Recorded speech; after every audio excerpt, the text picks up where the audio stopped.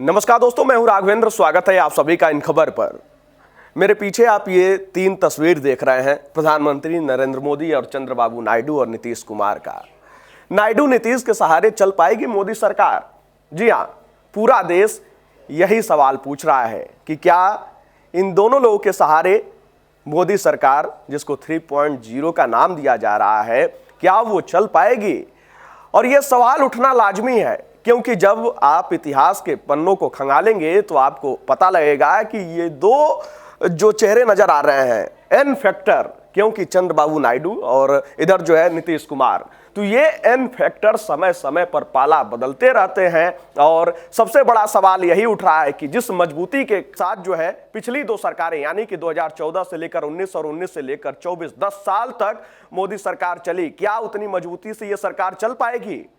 क्योंकि नीतीश कुमार का अगर इतिहास देखेंगे, वो पन्ना खंगालेंगे, तो 96 से जो बीजेपी के साथ यानी कि एनडीए के साथ रिश्ता जुड़ा, वो 2013 में आके टूट गया था। वही 2013 जब 2014 लोकसभा चुनाव के लिए बीजेपी ने प्रधानमंत्री नरेंद्र मोदी को जो है पीएम पद के रूप में प्रोजेक्ट किया था, और उसके बाद नीतीश कुमार एनडीए से अलग हो गए और 14 का चुनाव लड़े और उसका खामियाजा भी उनको भुगतना पड़ा। हालांकि 2 ही सीट पर वो सिमट गए और जो है वहीं से 20 साल पुरानी दुश्मनी लालू यादव से भूलकर उनके साथ मिलकर महागठबंधन की सरकार भी बना लिए। लेकिन बहुत दिनों तक वो रिश्ता चला नहीं। 2017 में एक बार फिर मोहभंग हुआ और जो है उधर से पाला बदलकर फिर जो है एनडीए के साथ आ गए, यानी कि बीजेपी के साथ आ गए। 17 में भी जो है पाला बदले और चर्चाएं जोर शोर से होने लगी कि नीतीश कुमार जो है राजनीति को भाप जाते हैं। उसके बाद 2019 का लोकसभा चुनाव हुआ। चुनाव जो है बहुत अच्छा रहा और बिहार में एनडीए ने 39 सीटों पर जीत हासिल की और महज 1 सीट बच गई जिस पर एनडीए नहीं जीत पाई। उसके बाद नीतीश कुमार ने उस पल झटका दे दिया जब शपथ ग्रहण का समारोह था और नीतीश कुमार पहुंचे ही नहीं। कहा जाता है कि बात कहां बिगड़ी, तो बात बिगड़ गई थी मंत्रिमंडल में जगह की।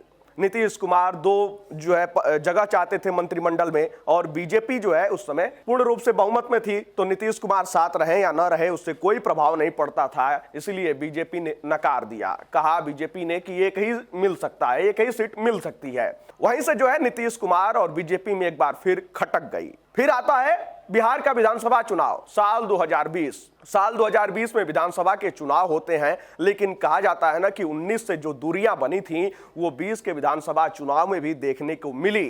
हालांकि मंच एक साथ साझा किया गया। बीजेपी ने नीतीश कुमार को सीएम के रूप में प्रोजेक्ट किया था और कहा था कि जनता ने जनादेश दिया तो मुख्यमंत्री नीतीश कुमार ही बनेंगे। चिराग पासवान उस समय अलग हो गए। देखिए 142 सीटों पर नीतीश कुमार के कैंडिडेट के खिलाफ चिराग पासवान ने अपने प्रत्याशी उतार दिए, जिसका खामियाजा नीतीश कुमार को भुगतना पड़ा। सीटें कम हो गई। हालांकि कम सीट होने के बावजूद भी बीजेपी ने जो है उनको मुख्यमंत्री बनाया, क्योंकि उनको मुख्यमंत्री के रूप में प्रोजेक्ट किया गया था। उसके बाद 2022 में जो खटपट चली आ रही थी, वो तो नीतीश कुमार के अंदर वो टीस तो थी ही ना। तो 2022 में पाला बदल देते हैं और महागठबंधन के साथ मिलकर 22 में सरकार बना लेते हैं। उसके बाद जो है ये क्रम चलता रहा और जिस तरीके से तमाम चीजें होती रहीं और आपने देखा कि किस तरीके से जो है सरकार फिर महागठबंधन के साथ बनाए और इंडिया गठबंधन का गठन उन्होंने किया। पहली मीटिंग पटना में हुई और ये तमाम चीजें चलती रहीं। उसके बाद इंडिया गठबंधन बनाने के बाद जो है वो 24 में फिर पाला बदल लिए और एनडीए के साथ आ गए और चुनाव भी हुआ और नीतीश कुमार जो है 12 सीट निकालने में कामयाब हो गए। अब बात जो चल रही है कि नीतीश कुमार ने जो शर्त रखी है वो शर्त बड़ा अलग है। देखिए अब वो कह दिए हैं कि भैया 4 सांसद हैं हमारे, तो 4 पर 1 का फार्मूला उन्होंने दे दिया है, यानी कि 3 मंत्रिमंडल पद की मांग कर दिए हैं, यानी कि 3 सीट उनको चाहिए। अब दूसरे चेहरे की बात कर लेते हैं चंद्रबाबू नायडू की। चंद्रबाबू नायडू जो है अटल सरकार में अहम भूमिका निभाए, अटल सरकार में मंत्री भी रहे और जो है अटल सरकार जब गिरी तो उसमें भी जो है अहम रोल माना गया। और जिस तरीके से समय बदला, 2018 का साल वो याद कीजिए जब चंद्रबाबू नायडू एनडीए से अलग हो गए और अलग होने के बाद फिर जिस तरीके से चंद्रबाबू नायडू ने तल्ख टिप्पणियां कर दी प्रधानमंत्री मोदी को लेकर, उसके बाद से ही चर्चाओं का बाजार गर्म हो गया और वो भी इंडिया गठबंधन के साथ जाकर मिले रहे। लेकिन खास बात यह है कि यही मोदी और शाह की जोड़ी थी। जब चंद्रबाबू नायडू परेशान थे और जब मुलाकात करना चाहते थे उनके बेटे, तो दिल्ली में आए, उनको बड़ा लंबा इंतजार करना पड़ा।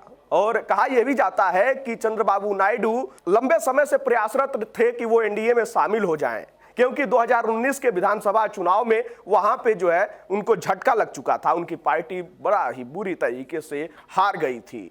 तो चंद्रबाबू नायडू भी इस बात को समझ गए थे कि बीजेपी के सहारे ही चुनाव को आगे बढ़ाया जा सकता है और जीता जा सकता है। तो इसी क्रम में आपको बता दें कि चंद्रबाबू नायडू ने मोदी और शाह की जोड़ी से मुलाकात करना चाहा था और चाहा था कि एनडीए के साथ वापस आ जाएं। लेकिन कहा जाता है ना कि जब बीजेपी अपने ही दम पर जो है सत्ता में थी तो उस समय उतना भाव नहीं दिया गया। लेकिन अब जरूरत है, जरूरत किसकी? तो एन फैक्टर की, नायडू और नीतीश की। तो ये एन फैक्टर ही कामयाब हो रहा है नायडू और नीतीश के सहारे। इसीलिए सवाल उठ रहा है कि नायडू और नीतीश के सहारे आखिर मोदी सरकार कब तक चला पाएंगे, अगर ये बीच में कहीं धोखा दे देते हैं। या जिस तरीके से देखिए, चंद्रबाबू नायडू जब अटल जी की सरकार थी तो उस समय भी स्पीकर पद की मांग किए थे, और इस बार भी स्पीकर पद की मांग और 4 मंत्रिमंडल में जगह, यानी कि 4 सीट। ठीक वही फार्मूला जो नीतीश कुमार कह रहे हैं, यानी कि 4 सांसदों पर 1 मंत्री पद। तो देखिए, और मंत्रालय भी कौन सा बड़ा बड़ा, नीतीश कुमार उधर रेल मंत्रालय मांग रहे हैं, इधर सड़क परिवहन मंत्रालय मांगा जा रहा है।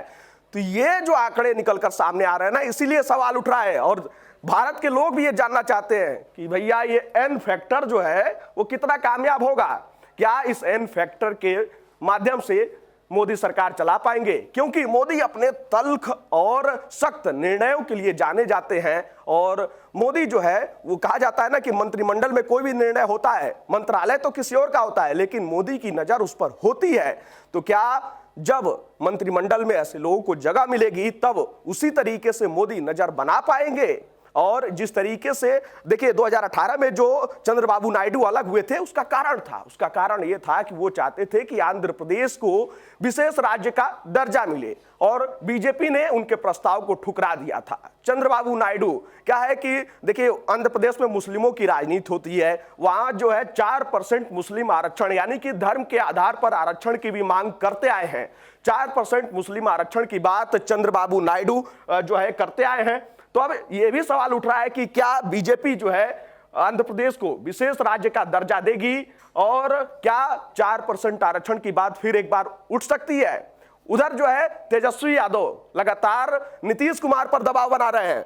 तेजस्वी यादव क्या कह रहे हैं? वो कह रहे हैं कि अब तो आप भाई केंद्र में भी चले गए, एनडीए के साथ हैं, तो बिहार को विशेष राज्य का दर्जा दिलवा दीजिए, नहीं तो जो है जातिगत जनगणना की बात कीजिए। तो देखिए, उधर से तेजस्वी यादव भी नीतीश कुमार के ऊपर दबाव बना रहे हैं, और इधर से चंद्रबाबू नायडू जो पुरानी बातें थी, तो क्या ये बातें भी सामने आ सकती हैं? तो क्या बीजेपी को मजबूरी में इन लोगों की बातें माननी पड़ेगी? और अगर ऐसा होता है तो क्या प्रधानमंत्री मोदी झुककर 3.0 वाली सरकार चलाएंगे?